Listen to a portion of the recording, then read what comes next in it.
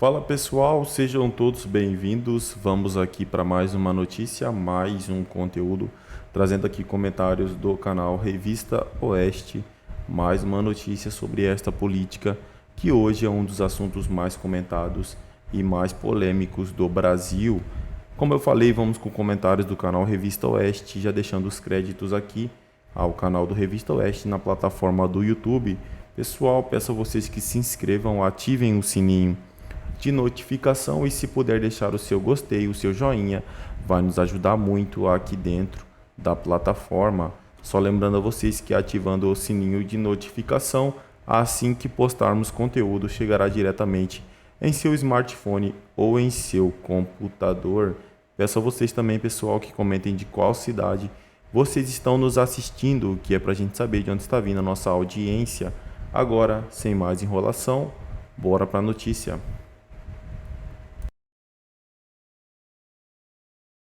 Bom, hoje o ministro do Supremo, Alexandre de Moraes, votou para condenar mais 12 réus pelos atos do 8 de janeiro. O ministro é o relator dos processos. Ao votar, ele sugeriu penas que vão de 12 a 17 anos de prisão. Os demais ministros do STF têm até o dia 9 de fevereiro para votar. E aí, Alexandre, vale lembrar quem nos acompanha que o STF já condenou 30 acusados pela Procuradoria-Geral da República com penas aí que variam de 3 a 17 anos. Agora é mais um bloco de 12 réus. E lembrando sempre que a votação, esse julgamento, ocorre no plenário virtual do Supremo. Pois é, virtual, sem o advogado da defesa estar olho no olho, não existe isso.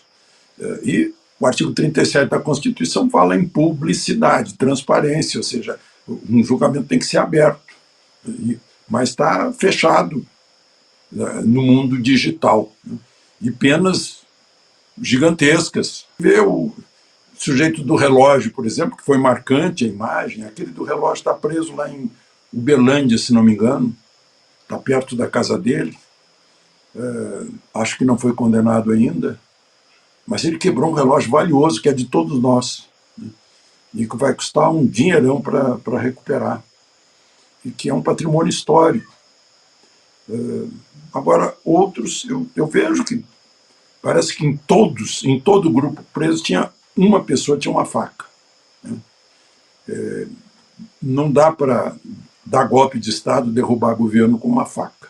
Mas isso aí é uma coisa que é tão óbvia que não adianta a gente ficar falando. Agora, tem coisas, né? Essa história aí do homônimo do pastor, né? O pastor tem um homônimo com 10 anos menos, com outro CPF, com outro RG, e o Tribunal Federal do Rio de Janeiro manda para o Alexandre de Moraes, dizendo que o sujeito é estelionatário e receptador de mercadoria furtada, artigo 171 e 180 do Código Penal. E não é, né? E o pastor está precisando de cirurgia, mas está lá, está preso. Então, a gente está assistindo a isso. E um sentimento de vingança muito grande. Não tem anistia, não tem perdão, vamos punir com a mesma fúria com que foi punido o Joaquim José da Silva Xavier, o alferes, que também tirava dentes. Foi esquartejado, foi enforcado lá no Largo da Lampadosa, esquartejado, e as partes dele foram expostas para o país para verem. Olha, não façam isso, não pensem em agir, né, porque olha o que está acontecendo. Uma punição muito rigorosa para que os outros não cometam manifestações antidemocráticas, golpistas, terroristas, e dá uma vergonha enorme, né? Eu já lecionei no CEUB aqui em Brasília, na PUC lá no Rio Grande do Sul, ajudei a formar jornalistas, né? A gente não entrava nessa naquele tempo, né, Augusto? E era um período autoritário. Eu acho que agora está numa gradação superior, talvez seja totalitário. É bom a gente pensar a respeito. Bom, e a família do comerciante Clériston Pereira da Cunha, o Clezão, que morreu no complexo penitenciário da Papuda no ano passado, onde estava preso depois dos atos do 8 de janeiro, ingressou com uma ação criminal no Supremo contra o ministro da Corte, Alexandre de Moraes. A viúva e as duas filhas de Clériston afirmam que o magistrado cometeu crimes de maus tratos, abuso de autoridade, tortura qualificada e majorada, além de prevaricação. Somadas, as penas vão de 10 até 31 anos de prisão.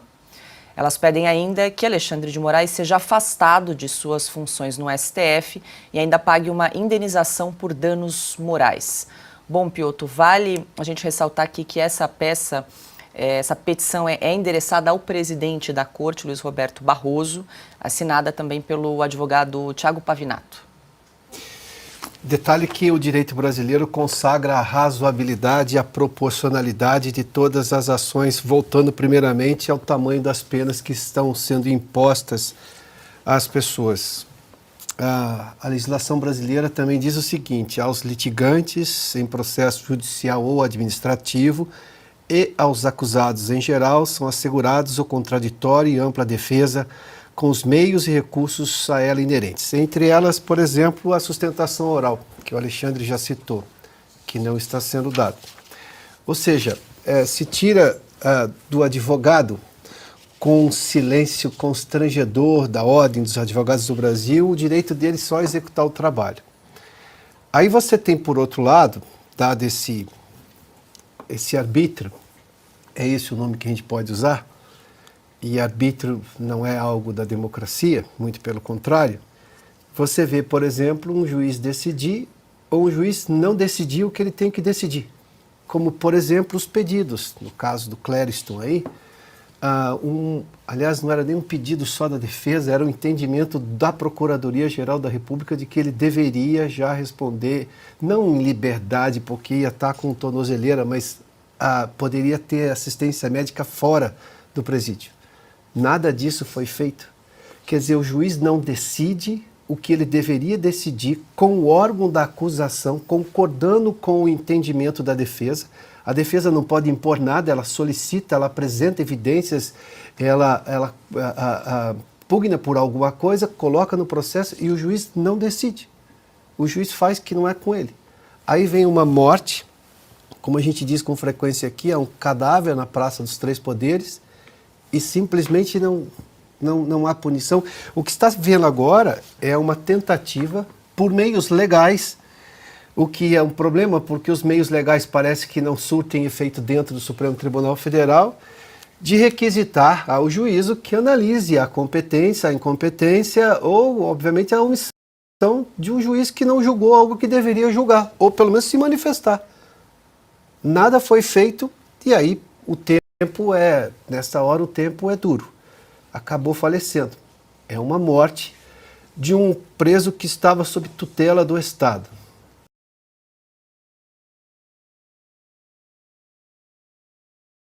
O Estado tinha que garantir a vida dele, não o fez. Bom, agora são 19 horas 30 minutinhos e a Oeste lançou um aplicativo da Odebrecht. Além da suspensão da multa, os advogados pedem ao ministro para dispensar o ex-presidente da OAS do cumprimento da prisão domiciliar até que todo o material coletado pela Operação Spoofing, que apurou a invasão de celulares de autoridades responsáveis pela Lava Jato, seja analisado pela defesa.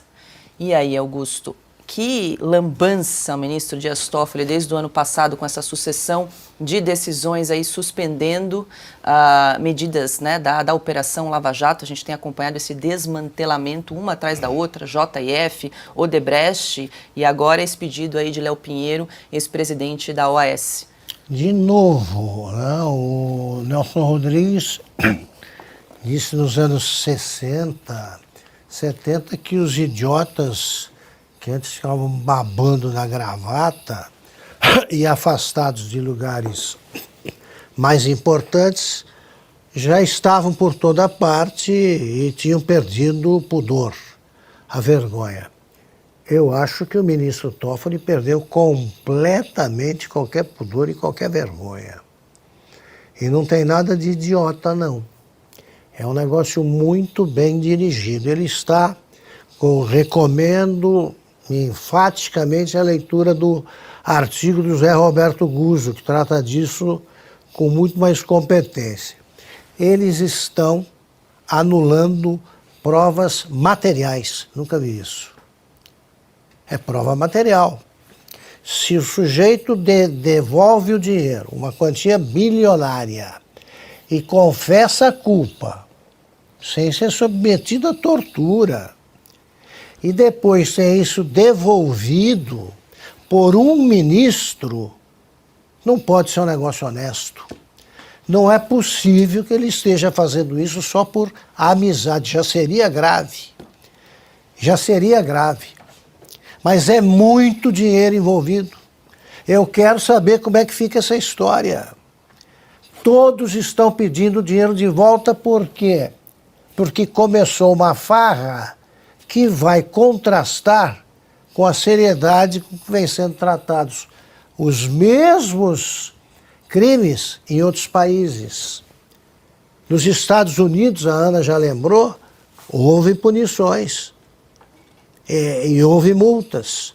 Agora, como é que pode a gente olhar com respeito, como é que nós podemos olhar com respeito? Um Supremo que perdoa uma multa de ladrões, confessos, e ao mesmo tempo aplica multas ao Luciano Hang, enlouquecidas, devolve dinheiro de um e cobra multas de quem não tem um tostão e que está preso com tornozeleira. Eles fazem o que querem com esse negócio de dinheiro. Agora, que é isso?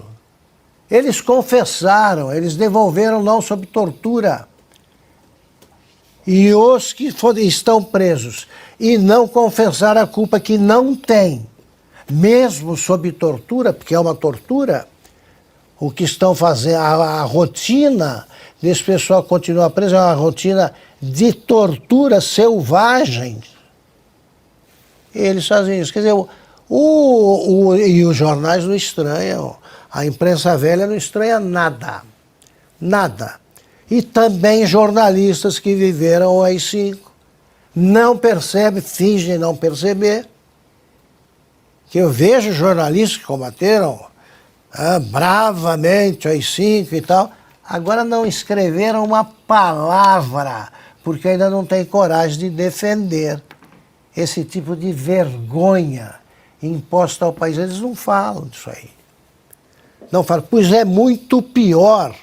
O AI-5 deixava as coisas claras. Você tinha um documento, olha aqui, isso aqui não pode, não pode. Agora censuram, a censura é armada na cabeça de um juiz. A devolução de um dinheiro é uma decisão arbitrária que envolve bilhões e toda quantia grande no Brasil, ela vem já, a única coisa que ela especifica é a comissão. É a comissão, é quanto vai lucrar quem toma decisões que envolvem, repito, bilhões. Bilhões. E eles estão lesando quem? Sempre os que bancam tudo, os pagadores de impostos. Nós.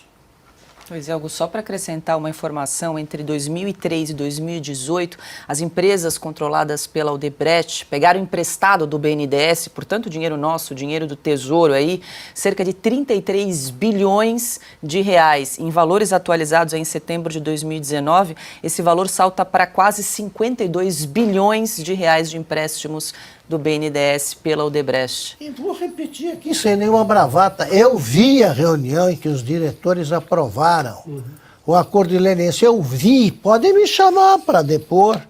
Eu topo contar no Supremo. É isso aí, pessoal. Para mim, né, é certíssimo que a família do Clezão está fazendo, né, o que eles estão pedindo.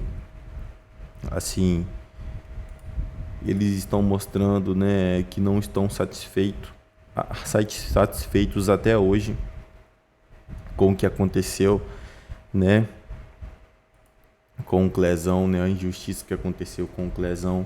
Então, assim, o o Supremo, né, hoje é alvo, né, de tudo isso.